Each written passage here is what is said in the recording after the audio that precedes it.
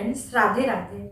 आज मैं भजन गाने से पहले एक सत्य घटना जो बरसाने में हुआ था, मैं आपके सामने वो घटना लेके आई हूँ। लेकिन ये भजन और कथा सुनने से पहले प्लीज़ मेरे चैनल को ज़रूर सब्सक्राइब करिएगा और अगर पसंद आए तो लाइक और कमेंट भी दीजिएगा। धन्यवाद। लीजिए, आपके सामने पेश है एक सत्य घटना।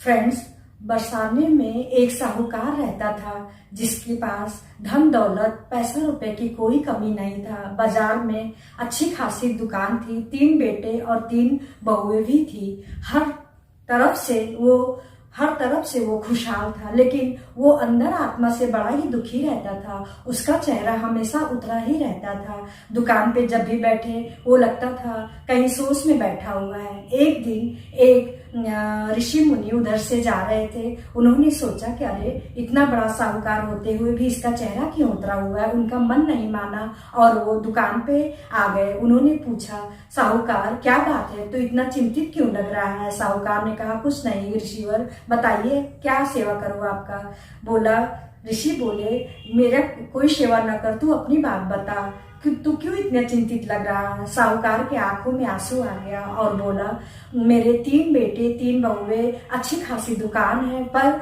मेरी कोई बेटी नहीं है। अगर मेरी बेटी होती तो मैं भी कन्यादान करता। मेरा भी कन्यादान करने का बहुत इच्छा हो रही है।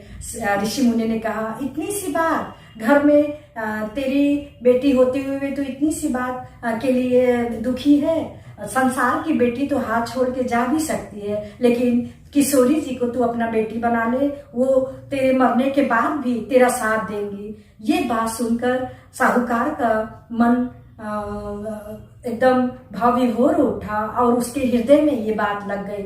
उसी क्षण वो अपना दुकान का शटर गिराकर अपना राधा रानी का एक तस्वीर खरीद के राधा रानी के दरबार दौड़ा दौड़ा पहुंचा और वहां के पंडित से बोला कि प्लीज थोड़ा सा ये तस्वीर को राधा रानी के चरण से स्पर्श करा के ले आइए।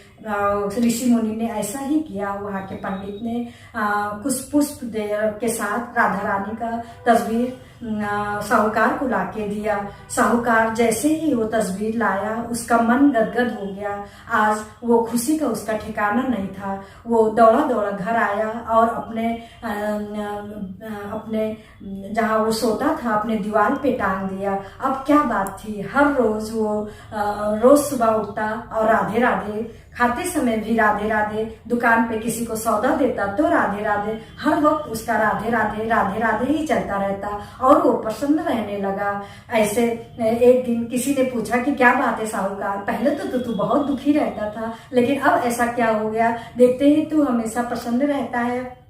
तो उस साहूकार बोला कि अब तो क्या पूछना, मेरे 3 बेटे बहुएं और एक बेटी भी है, मैं बहुत खुश हूँ, हर तरफ से मेरा तो चकाचक ही है। ये सुनकर साहूकार बहुत गदगद होकर बोला, अब मेरे कोई कमी नहीं है। फिर एक दिन के ऐसे चलता रहा और एक दिन की मैं घटना सुनाती हूँ। एक दिन मनिहारी, पहले के जमाने में मनिहारी घर में चूड़ी पहनाने के लिए आती थी। ऐसे एक दिन एक मनिहारी चूड़ी पहनाने के लिए साहूकार के आई। साहूकार बोला, जा तू घर, मेरी 3 बहुएं हैं, चूड़ी पहना के आ जा, फिर मैं आप तुमको पैसे देती हूँ। वो मनिहारी सबके घर पहनाते पहनाते साहूकार के घर पहुंचा तो बहू बहू कहकर पुकारने लगी। फिर एक एक करके सबने चूड़ी पहना।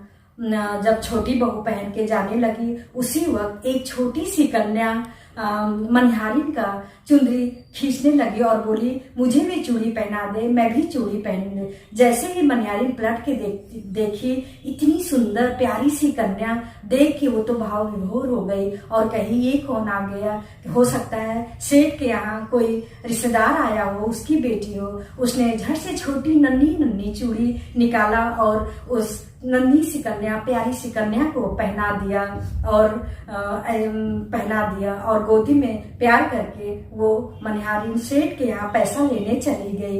इतने में सेठ बोला, तूने चूड़ी पहना दिया। मनिहारी बोली, हाँ मैंने चूड़ी पहना दिया, लेकिन आज 3 का नहीं 4 का पैसा चाहिए। सेठ बोला, क्यों 4 का क्यों, चार का क्यों पैसा चाहिए? तूने क्या रेट बढ़ा दिया है? हमारे यहाँ तो 3 बहुएं और मेरी पत्नी को गुजरे तो कई साल हो गए, फिर तू क्यों झूठ बोलकर पैसा लेना चाहती है? मनिहारिन गुस्सा में होके बोली, अगर तुझको पैसा ना देना हो तो मत दे, तेरी ऐसे लालची का पैसा मुझे नहीं चाहिए। कहते हुए मनिहारिन बगैर पैसा लिए चली गई। फिर जब सेठ दुकान बंद करके घर पहुंचा तो अपने बहू से पूछा, बहू आज मनिहारिन आई थी? बहू ने कहा, हाँ बाबूजी मनिहारिन आई थी। सेठ ने पूछा, कौन कौन चूड़ी पहना? बहू ने कहा, हम तीनों ने बाबूजी चूड़ी पहना। तो सेठ मन ही मन कहता रहा कि अच्छा हुआ मैंने मनिहारिन को पैसा नहीं दिया, वो तो झूठ बोलकर मुझसे पैसा चाहती थी। और ये सोचकर राधे राधे बोलकर वो सोने को चले गए। रात को अजब एक घटना घटी।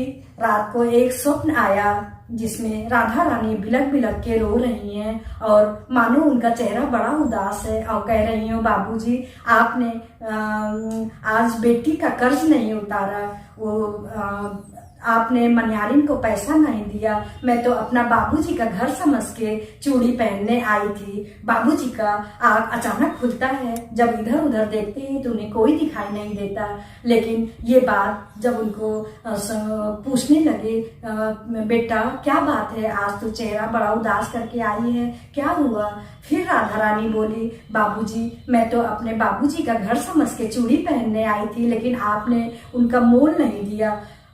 इतना सुनते ही सेठ उठ खड़ा हुआ और धर धर आंसू बहने लगे और फिर मन में सोचा, अरे ये कौन सा पाप मुझसे हो गया? मैंने अपनी बेटी को नजरअंदाज किया और ना किसी बहू बेटे को बताते हुए तिजोरी खोला और अपने अंगोछा में जितना धन आया समेट के भागा भागा दौड़ा दौड़ा मनिहारिन के घर पहुंचा और दरवाजा खटखटाने लगा। मनिहारिन उस समय सो रही थी। दरवाजा खटखटाया तो मनिहारिन उठती है और कहती है, कौन है? जब दरवाजा खोलती है तो सेठ रो रहा है, उसके आंखों से धर धर आंसू बह रहे हैं और मनिहारिन के चरणों में सारा धन दौलत डाल दिया और बोला, मनिहारिन तू बगैर पैसा ले चली आई, मुझे अच्छा नहीं लगा, ले तू जितना पैसा चाहती है ले ले, आज तूने बड़ा ही कमाल का काम कर दिया। मेरी जिस कन्या की तू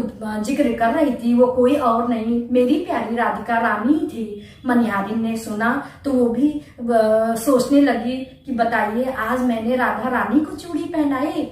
तो उसने कहा, मन ही मन सोचने लगी कि इतना अमूल्य मैंने राधा रानी का दर्शन किया, इनके आगे ये धन किस काम का? और दोनों मनिहारिन बोली, सेठ तू अपना पैसा ले जा, आज मैं अगर मैंने राधा रानी को चूड़ी पहनाई है तो मैं उनका चूड़ी का दाम नहीं लूंगी।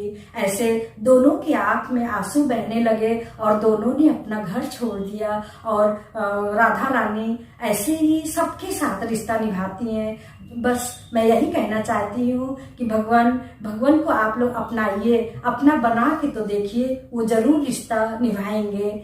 इसी के साथ ये प्यारा सा घटना मैंने आपको सुनाया है। इसी के साथ मैं एक भजन राधा रानी का आपको सुनाऊंगी। धन्यवाद। एक नजर